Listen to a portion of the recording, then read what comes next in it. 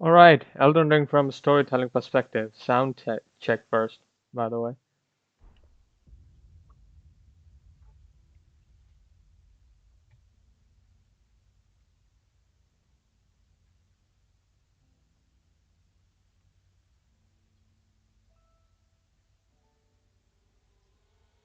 Alright, Elden Ring from a storytelling perspective. Check first, by the way.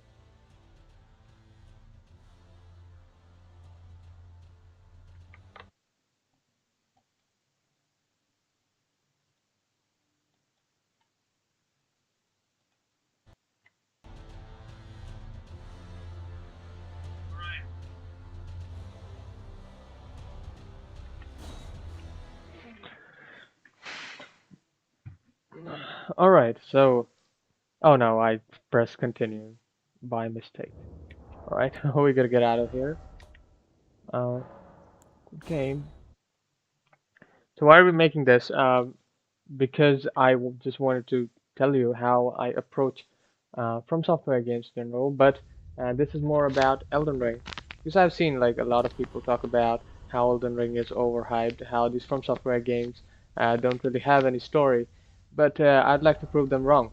I'd like to show them that there is way more than they are willing to look at on the surface, right? Many people don't really appreciate the amount of detail these games have, the amount of story these games have, the amount of care that everything in these games have put in, right? So first of all, it starts at the very beginning when we have these character-based classes. Every single class has an an ocean of detail and lore related to the game, related to the story of the game, related to the world of the game. Every single attire piece they have, every single weapon they use, uh, tells a story in a sense. First of all, let's look at the vagabond. Vagabond, you can see, is a knight, knight in usual knight armor, but the knight is very beaten, and the armor is rusted.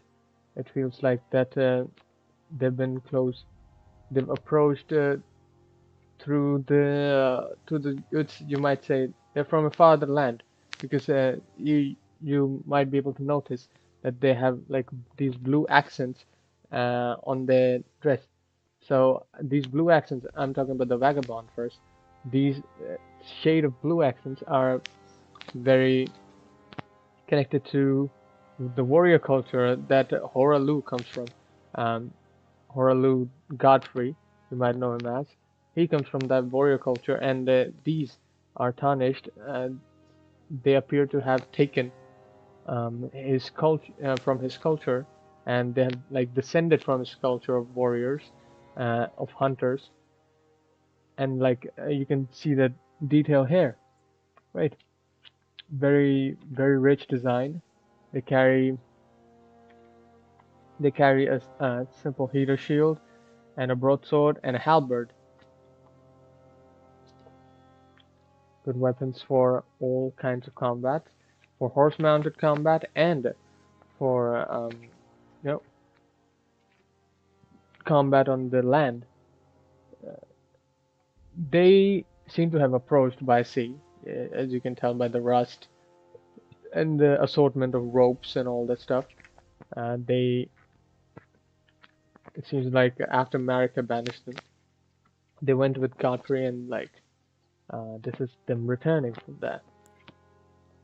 Many kinds of people went with Godfrey, but the blue hair especially tells us that they're connected in a sense to Godfrey, to the to the to the people of the his tribe, like the hunters of bears and of beasts, right?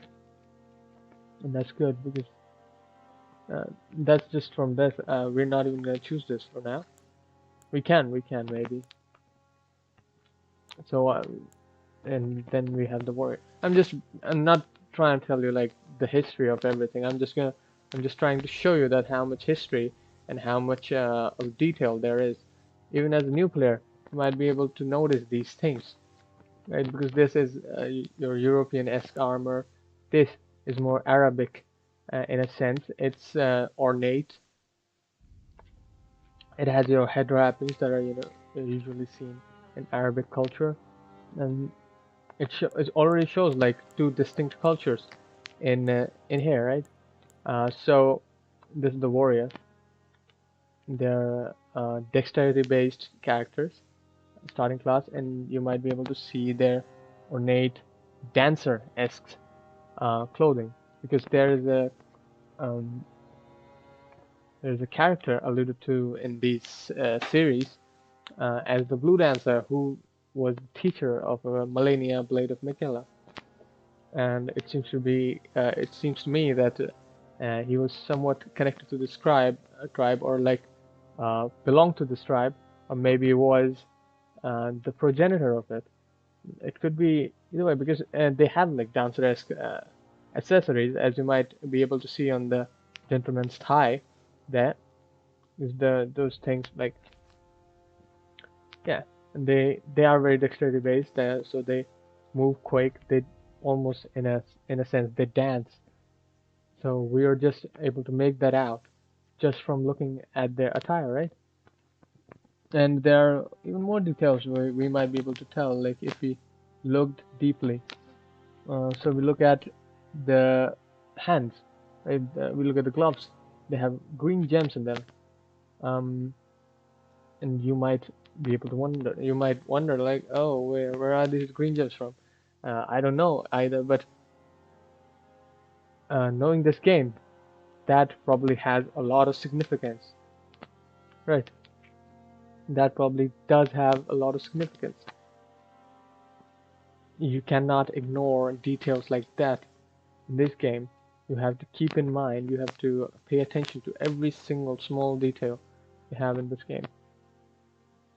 Shape of things, the color of things, the patterns, the way they look, the way they move, the way they're written. Everything has meaning. Now I'm also wondering like what might that green gem be representing? I'll think about it later. I'll need to like I'll look at other things to see what this green thing is alluding to. Now we have the hero class, your Viking-esque, barbarian-esque class, strength-based. You might be able to see their bound chains to their waist. They're directly Godfrey's descendants. Nepheli, the warrior, as we encounter her in the story, belongs to this tribe, and you might be able to already make a lot of connections here just from the attire. Uh, Look at the chain. Chain is probably again uh, was used in seafaring, where they came from on maybe on ships while they were returning to the lands between, or maybe they traveled on ships a lot from island to island, and they were, as you might be able to tell, they were animal hides and animal fur, and you might be able to see a lock of red hair right there, a lock of red fur in a sense that also might hold some significance later in the story if you think about it, because it stands out, right? Anything that slightly stands out, you have to pay attention to it. You just can't ignore it. Also, as you might see, the way the cauldrons are bound um, to the chest of the guy and to the waist. It's in a shape that you'll see a lot um, in people that are connected to the Golden Order, to the Divine, the Golden Beings, especially in DLC in Eneralin. You'd see this braid shape everywhere. Godfrey's braid is like this as well, and that red hair is like red. Not all, basically, I would say represents in a sense the red bears that Godfrey used to hunt. Godfrey's tribe used to hunt, and this is like a reminder of that. There's the bandit hair, your usual sneaky thief. What can we learn from their attire? It's just nothing much here, but look at the shape of the belt buckle. It's in the shape of a rune almost, in shape of Moog's rune maybe. But they're sneaky. It, there's a pattern on the sleeves, on the cuffs of the sleeves, which is slightly. You will see this pattern again in the game as well. So right, so nothing nothing should be ignored. This pattern is seen on the ships and in a lot of places in the game. This is a very low rich class. The astrologer, right? The astrologers are basically people who made contact with the giants on the mountaintops. They made contact with the stars on the high mountaintops, and they basically created the first sorceries, and they brought it to the lands between to Liurnia, and they took a lot of places throughout the lands between. A very important race of people, very important race of Tanish, and they also joined, I guess, Godfrey's Long March. So Renala and her entire family used to belong to a line of astrologers, right? But you have to think about it. Why were they relegated to demigod status, while these astrologers were forced out of the lands between? You know, something to think about. Again, the prophets of the holy city, Leyndell, they were banished because they saw a truth that the sin of the earth tree, the first sin of the earth tree, that it was going to burn. So their eyes were closed. Eyes were basically closed, so they would only see darkness, and that was their punishment. You can see like many things. Um, a weight is attached to their neck, which basically denotes their sin. They have a bell um, to basically alert people around them that they're like coming and they're blind. And there's also probably a religious aspect to it. The robes are bright yellow, probably telling where they come from. And here you see, we're talking about colors, right? So astrologers had great relations with the giants, so their robes are red, like the giants, and the white here is here because they lived on the mountaintops of the giants, which was icy all the time. It could be one way to interpret it, and that's really fun to think about. Also, you see the spiral pattern. That also comes like it's very repeating thing in the lore of Elden Ring. Every single detail. I'm just basically trying to make the point here. I'm not trying to explain everything to you. Even I don't know everything, but I'm trying to make a point here. Same with the samurai. You might think, oh, this is just to fill a quota, right? But it's not. It's not like that. It holds a place in this world. That's why it's here. You might be able to see the helmet. Helmets denote um, almost shape that reminds me of like it like shows like four eyes in a sense. I I'm not sure what it is. It's like sun and the moon. It could be denoting that. Because then the crescent moon. We don't know much about the samurai, honestly. They are very unknown class, a very unknown group of people. In this game, we find a few of them. We find Yura, we find Eleonora, and we find the Rakshasa, Okina, Okina's disciple, Inaba. There are a lot of like Land of Reeds based lore in this game. I haven't been able to connect it, but pay attention to the colors, right? The blues and the reds. The reds are majorly important because it looks like it um, the place where the reeds, the land of reeds, was. It's basically a reference to they've done this in every single game.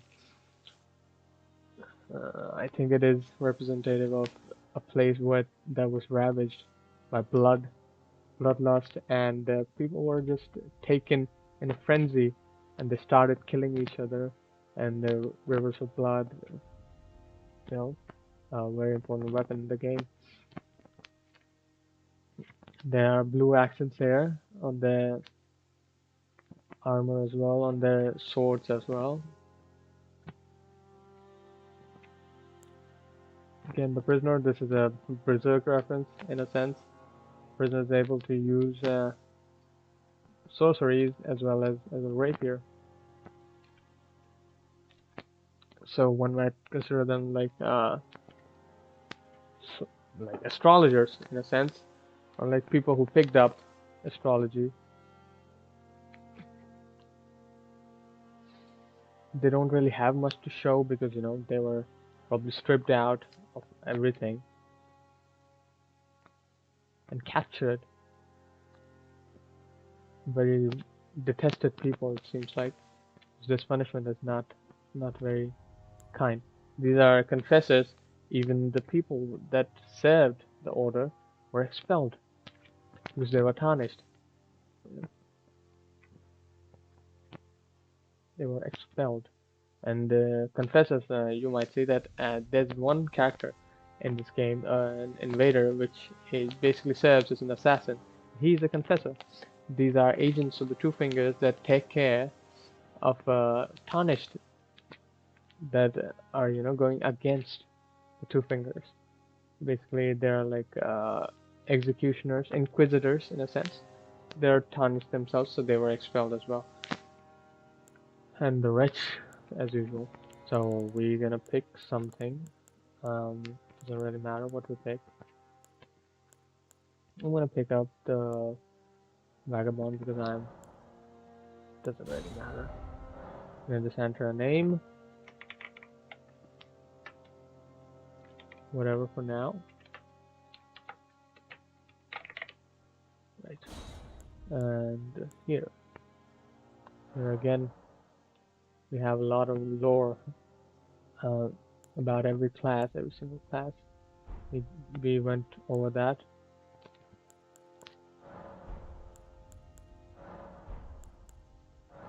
Keepsake. Again, the item descriptions carry a lot of weight in these games. This is the basically the things that are apparent, so I'm not gonna talk about them very much. Because you can see them, you can read them, and you can make connections about them. I want to talk about things that are not so apparent. Again, right? I'm just trying to make a point here.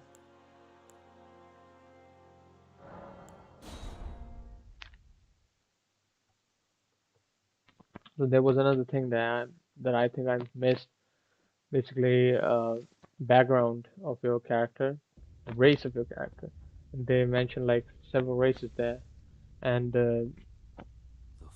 these races are also alluded to in the game's lore, like America being a Newman.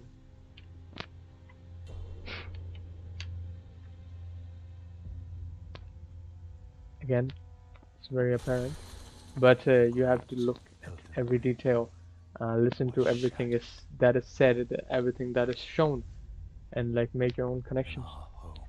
Discuss with the community, right?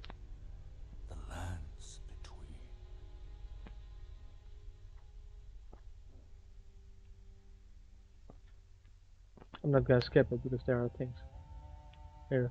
Now see how Marika's dress goes in the shape of is like nowhere the to shape be found. in her back, like looks like a snake, right?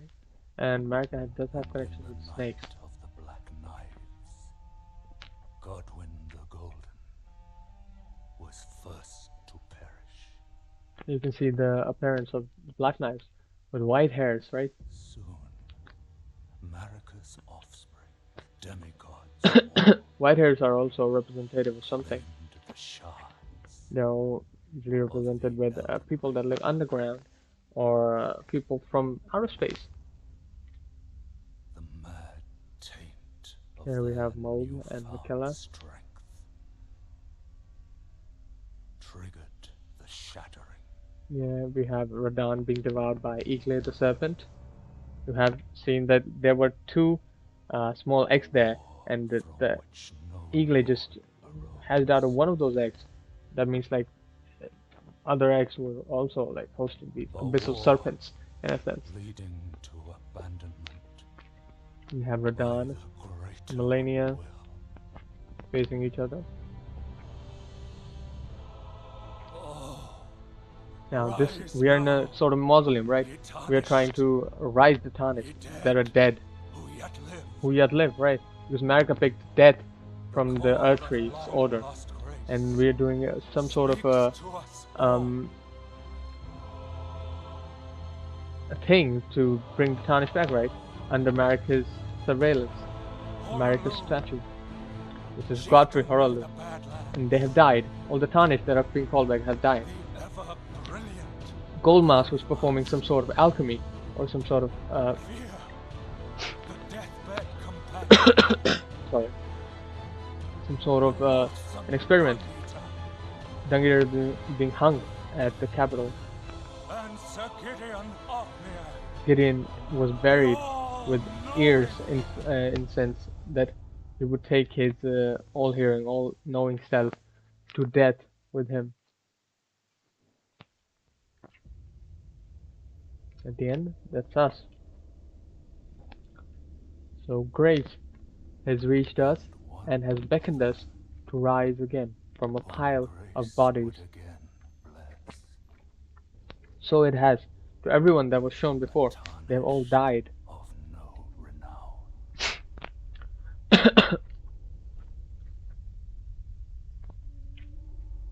Cross the fall to the Everything lands matters, right?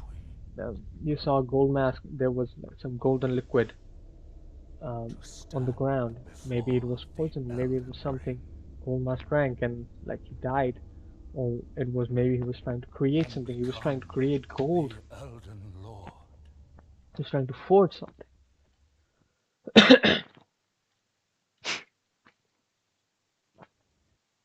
It comes into understanding. This is the first place we spawn in. We are greeted by a statue. Statue basically giving us a blessing. Might be able to see. Yeah. Whose statues is it? Is it Marika? Could it be? It could be Marika. It very well be Marika. Now, we see this on the ground, this carpet on the ground, right? What sigil does it have? It has the lion sigil. The lion sigil is directly inspired by Godfrey. So this area, you might say, like comes under the Golden Order. There's a Marika statue,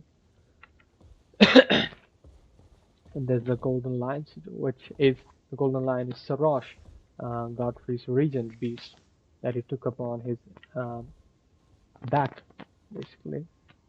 And we also have the vine motif on these. We have the roots at the base here, and we are already given these parts, these things we can read about, which I'm not gonna read. We can come here, go to detail view. I haven't played the game in a while. Yeah, so we can learn about things that we have here.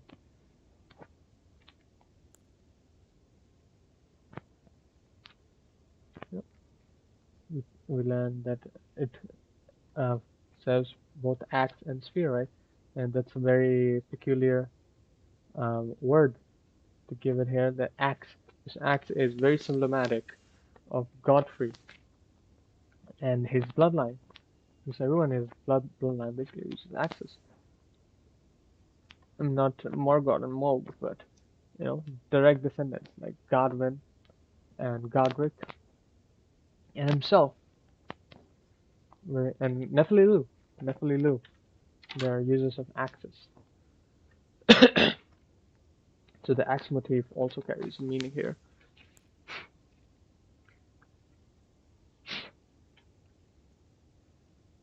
Highly trusted on the battlefield. That means that these people were engaged in battle. Here, we learn a lot about these people. Night banished from their motherland. What was the motherland? Probably the land between, right? The crest is worn and dingy. That already tells us a lot.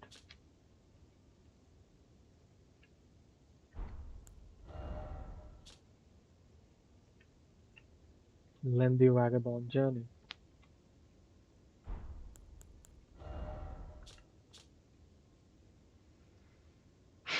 The visor is broken.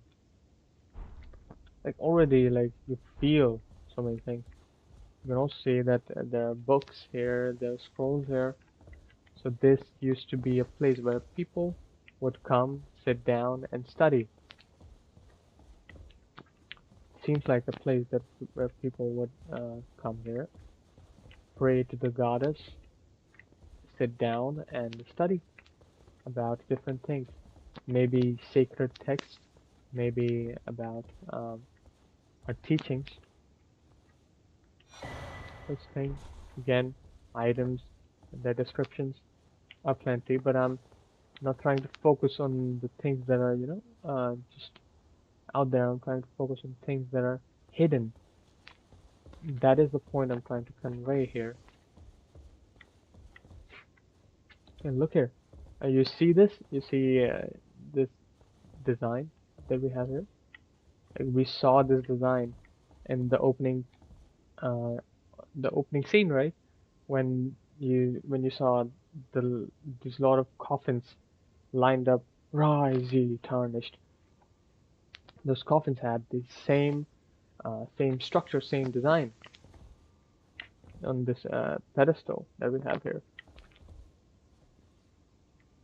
That tells us something. Again, look at the windows. These things repeat, these things come back.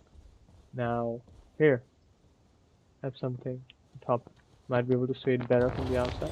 You might notice the tree design has been imprinted on the doors here. See? And this circular design on the handle of the door, that also comes up a lot in the game, throughout the game. You're able to look at the tree, and the tree in the back as well. Um, that's the air tree crest there, but the more important part is up there. You might be able to see it. It's showing something, telling us a story of bestowal of blessings, bestowal of the earth tree sap, in a sense. Here, people are gathering around a mother figure, and they are being bestowed these blessings of the golden sap. It seems like. So from the outset, you might be able to tell this a place where you used to be a place of bestowal. People would study and take part in blessings.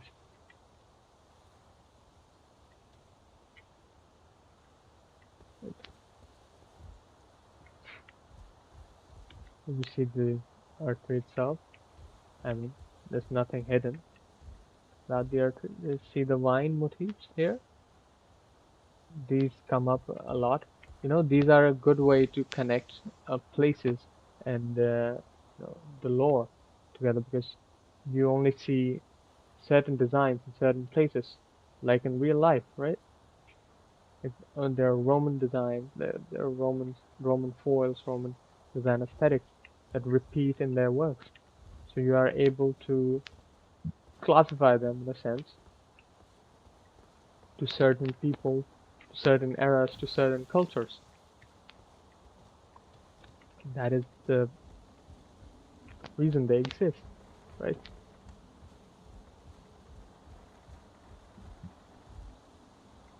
You can also ask yourself the question that this bridge, did it exist before? Was it all connected at a time? Maybe it was. Again, we see the design that we saw there. This is new. You haven't seen that X-ish design. These trees, look at these trees. They are bent, maybe because of winds, or is there some other reason? We don't know. This has his hand fallen off and his head cut off. But here we have both things working. So why was this statue left or right while this suffered? Good question to ask. Did something come in rampaging from here and that broke it? Just this one? So did it like come from here?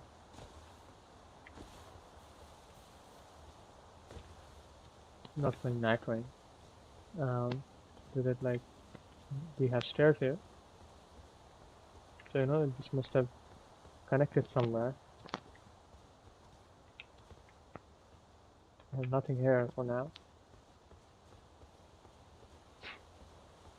This used to be probably a whole area. It's like broken from the top and everywhere. Again, you see the lion sigil comes up a lot, and in the statues, it's faint, but you might be able to see people. I don't have a telescope, do I? No, I don't. But I don't know if we can get too close to examine them. These look like people, definitely. The contours of the pillar that we have here, definitely. And this, again, the plinth here, base here, this design, we'll see it a lot when talk about when you see the statue, you will be able to connect them together. So I guess this is where I should end, honestly. What were you doing? I think we have hey, I think something has happened to my controller. But I think just see here, like I'm not gonna go forward. You see these graves here. Probably used to be a mausoleum. It's now broken. There used to be probably a roof and a wall around here. Also, you see the maiden bestowing the blessings. Is it Marika? This is Marika. So who's that? And why are these people holding swords? Right? There is a lot to think about in every single detail. And if you play the game this way, you will realize, I'm gonna lose. It's been a while. I'm still heavy roller. Why? Just look at this guy, right? Wild looking creature.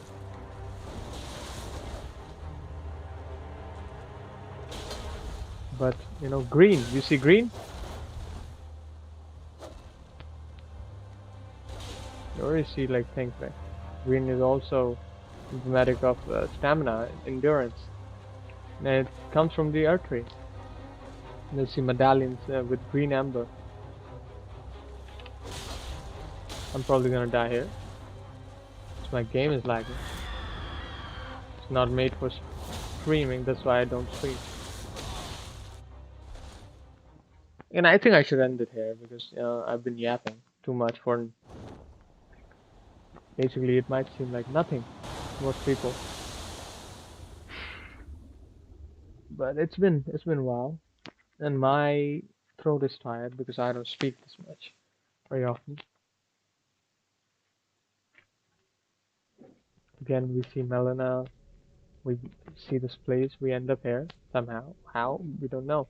Do we die or are we like thrown here by the Grafted Scion?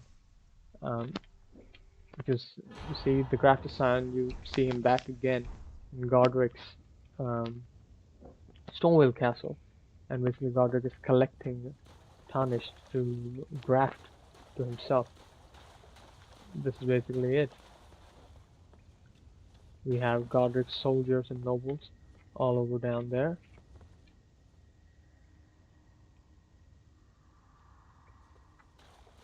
Basically a ghost, someone from the past telling us. We see a twig of the air tree growing here, telling us about of the influence. The first time we see this very specific statue, it reminds us of the lady that was bestowing the sap, bestowing the blessings. It does remind us of her. So did Marika take this form usually, or did the Golden Order have its people, these maidens, that distributed the sap of the Earth Tree and like did other duties?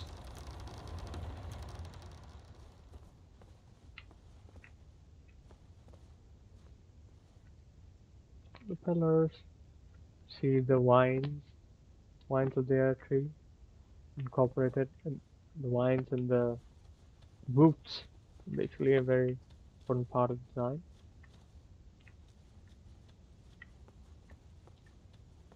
Right, I think this is where we end. I'm really tired. I'm not used to this.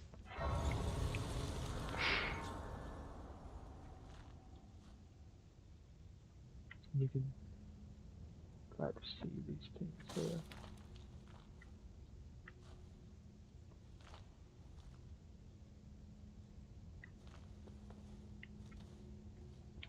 Alright then, I'm sorry. I'm gonna end it here for now. Really tired. Oh my god. I don't think the stream was that long. But thank you for coming. Have a nice day.